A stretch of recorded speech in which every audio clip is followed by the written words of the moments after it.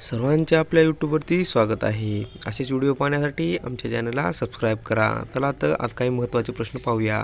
प्रश्न पहिला, भारतामध्ये सर्वप्रथम व्यापारानिमित्त खालीलपैकी कोण आले होते? भारतामध्ये सर्वप्रथम व्यापारानिमित्त खालीलपैकी कोण आले होते? तर ऑप्शन क्रमांक 1 पोर्तुगीज हे आले होते।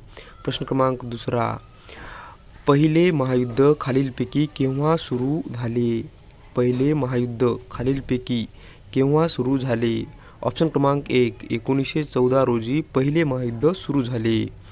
प्रश्न क्रमांक तिसरा, छत्रपती शिवाजी महाराजांनी सर्वात प्रथम कोणता किल्ला जिंकला?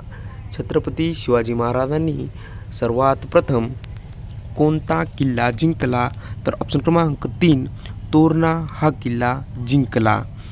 प्रश्न क्रमांक चौथा, इन्कलाब जिंदाबाद हा नारा खालीलपैकी कोणी दिला?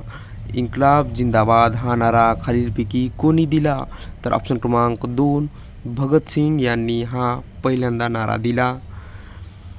प्रश्न क्रमांक 5, कार्ल मार्क्स हा खालीलपैकी कोणत्या देशातील विचारवंत होता? कार्ल मार्क्स हा खालीलपैकी कोणत्या देशातील विचारवंत होता? तर ऑप्शन क्रमांक 3 जर्मनी या देशातील कार्ल मार्क्स हा विचारवंत होता। प्रश्न क्रमांक 6, सरस्वतीबाई जोशी यांनी पुणे या ठिकाणी कोणत्या नावाची सामाजिक संस्था स्थापन केली? सरस्वती जोशी यांनी पुणे या ठिकाणी कोणत्या नावाची सामाजिक संस्था स्थापन केली? तर ऑप्शन क्रमांक 3 स्त्री विचारवती या नावाची संस्था त्यांनी स्थापन केली। प्रश्न क्रमांक 7, संत ज्ञानेश्वराचा जन्म खालीलपैकी कोणत्या ठिकाणी झाला? संत ज्ञानेश्वराचा जन्म खालीलपैकी कोणत्या ठिकाणी झाला? तर ऑप्शन क्रमांक 4 आपेगाव या ठिकाणी संत ज्ञानेश्वराचा जन्म झाला आहे। प्रश्न क्रमांक 8, महाराष्ट्राचे मार्टिन लुथर म्हणून कोणास ओळखले जाते? महाराष्ट्राचे मार्टिन लुथर म्हणून कोणास ओळखले जाते? तर ऑप्शन क्रमांक 2 महात्मा गांधी यांना ओळखले जाते। प्रश्न क्रमांक 9, औद्योगिक क्रांती सर्वात प्रथम कोणत्या देशामध्ये झाली? औद्योगिक क्रांती सर्वात प्रथम कोणत्या देशामध्ये झाली? तर ऑप्शन क्रमांक 4 इंग्लंड या देशामध्ये झाली। प्रश्न क्रमांक 10, द ग्रेट रेबिलियन या पुस्तकाचे लेखक खालीलपैकी कोण आहेत? द ग्रेट रेबिलियन या पुस्तकाचे लेखक खालीलपैकी कोण आहेत? तर ऑप्शन क्रमांक 2 अशोक मेहता हे या पुस्तकाचे लेखक आहेत। प्रश्न क्रमांक 11, स्वामी विवेकानंद यांनी रामकृष्ण मिशनची स्थापना कोणत्या वर्षी केली? स्वामी विवेकानंद यांनी रामकृष्ण मिशनची स्थापना कोणत्या वर्षी केली? तर ऑप्शन क्रमांक 3 1897 साली स्वामी विवेकानंद यांनी रामकृष्ण मिशनची स्थापना केली। प्रश्न क्रमांक 12, मानव धर्मसभा खालीलपैकी कोणी स्थापन केली? मानव धर्मसभा खालीलपैकी कोणी स्थापन केली? तर ऑप्शन क्रमांक 1 दादाभाई पांडुरंग यांनी ही सभा स्थापन केलेली आहे। प्रश्न क्रमांक 13, मराठी सत्तेचा उदय या ग्रंथाचा खालीलपैकी लेखक कोण आहे? मराठी सत्तेचा उदय हा ग्रंथ खालीलपैकी कोणी लिहिलेला आहे? तर ऑप्शन क्रमांक 2 न्यायमूर्ती रानडे यांनी हा ग्रंथ लिहिलेला आहे। प्रश्न क्रमांक 14, पवनार आश्रम खालीलपैकी कोणत्या ठिकाणी आहे? पवनार आश्रम खालीलपैकी कोणत्या ठिकाणी आहे? तर ऑप्शन क्रमांक 2 वर्धा या ठिकाणी आहे। प्रश्न क्रमांक 15, कोकणचे गांधी म्हणून खालीलपैकी कोणाला ओळखले जाते? कोकणचे गांधी म्हणून खालीलपैकी कोणाला ओळखले जाते? तर ऑप्शन क्रमांक 3 आप्पासाहेब पटवर्धन यांना कोकणचे गांधी म्हणून ओळखले जाते। वंदे मातरम हे मूकपत्र खालीलपैकी कोणी सुरू केले? वंदे मातरम हे मूकपत्र खालीलपैकी कोणी सुरू केले? तर ऑप्शन क्रमांक 3 अरविंद घोष यांनी वंदे मातरम हे मूकपत्र सुरू केलेले आहे।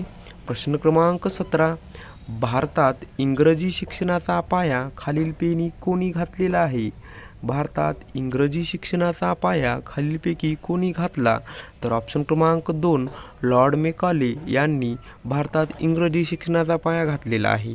प्रश्न क्रमांक 18, भारत आणि चीन यांच्यामध्ये खालीलपैकी कोणती सीमारेषा आहे? भारत आणि चीन यांच्यामध्ये खालीलपैकी कोणती सीमारेषा आहे? तर ऑप्शन क्रमांक 4 मॅकमोहन यांनी ही सीमारेषा ओढलेली आहे. प्रश्न क्रमांक 19 बुलढाणा हा जिल्हा खालीलपैकी कोणत्या प्रशासकीय विभागामध्ये येतो? बुलढाणा हा जिल्हा खालीलपैकी कोणत्या प्रशासकीय विभागामध्ये येतो? तर ऑप्शन क्रमांक 1 नाशिक या विभागामध्ये प्रशासकीय विभागामध्ये येतो. प्रश्न क्रमांक 20 महाराष्ट्रामध्ये सर्वात कमी जिल्हे कोणत्या प्रादेशिक विभागामध्ये आहे? महाराष्ट्रामध्ये सर्वात कमी जिल्हे कोणत्या प्रादेशिक विभागामध्ये आहेत? तर ऑप्शन क्रमांक 1 खानदेश या विभागामध्ये आहेत. प्रश्न क्रमांक 21 सागरेश्वर अभयारण्य खालीलपैकी कोणत्या जिल्ह्यात आहे? सागरेश्वर अभयारण्य खालीलपैकी कोणत्या जिल्ह्यात आहे? तर ऑप्शन क्रमांक 1 सांगली या जिल्ह्यामध्ये आहे. प्रश्न क्रमांक 22 महाराष्ट्रात कॉफीचे मळे खालीलपैकी कोणत्या ठिकाणी आढळतात? महाराष्ट्रात कॉफीचे मळे खालीलपैकी कोणत्या ठिकाणी आढळतात? तर ऑप्शन क्रमांक 2 चिखलदरा या ठिकाणी आढळतात. प्रश्न क्रमांक 23 महाराष्ट्र राज्यामध्ये मगर प्रजनन केंद्र खालीलपैकी कोणत्या ठिकाणी आहे?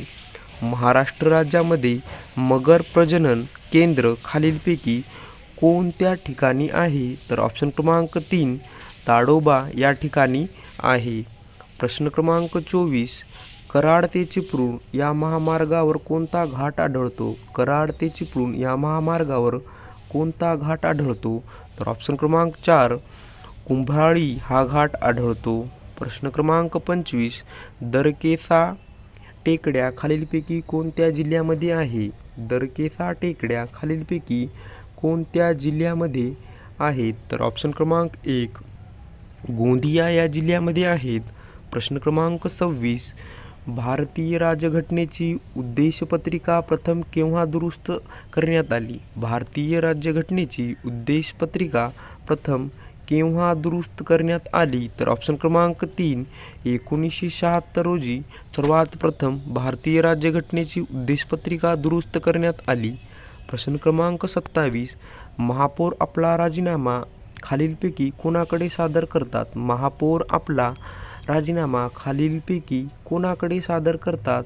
तर ऑप्शन क्रमांक 3 विभागीय आयुक्त यांच्याकडे महापौर आपला राजीनामा सादर करतात. प्रश्न क्रमांक 28 CH4 ही रासायनिक संज्ञा कोणत्या वायूसाठी वापरतात? CH4 ही रासायनिक संज्ञा कोणत्या वायूसाठी वापरतात? तर ऑप्शन क्रमांक 1 मिथेन या वायूसाठी वापरतात. प्रश्न क्रमांक 29 लावारसपासून बनलेल्या खडकांना काय म्हणतात? लावारस पासून बनलेल्या खडकांना काय म्हणतात? तर ऑप्शन क्रमांक 1 अग्निज खडक असे म्हणतात. प्रश्न क्रमांक 30 ग्रँड स्लॅम हा शब्द कोणत्या खेळाशी संबंधित आहे? ग्रँड स्लॅम हा शब्द कोणत्या खेळाशी संबंधित आहे? तर ऑप्शन क्रमांक 4 लॉन टेनिस या खेळाशी ग्रँड स्लॅम हा शब्द संबंधित आहे. प्रश्न क्रमांक 31 अमरनाथ हे तीर्थक्षेत्र कोणत्या राज्यामध्ये आहे? अमरनाथ हे तीर्थक्षेत्र कोणत्या राज्यामध्ये आहे? तर ऑप्शन क्रमांक 4 पंजाब या राज्यामध्ये हे तीर्थक्षेत्र आहे.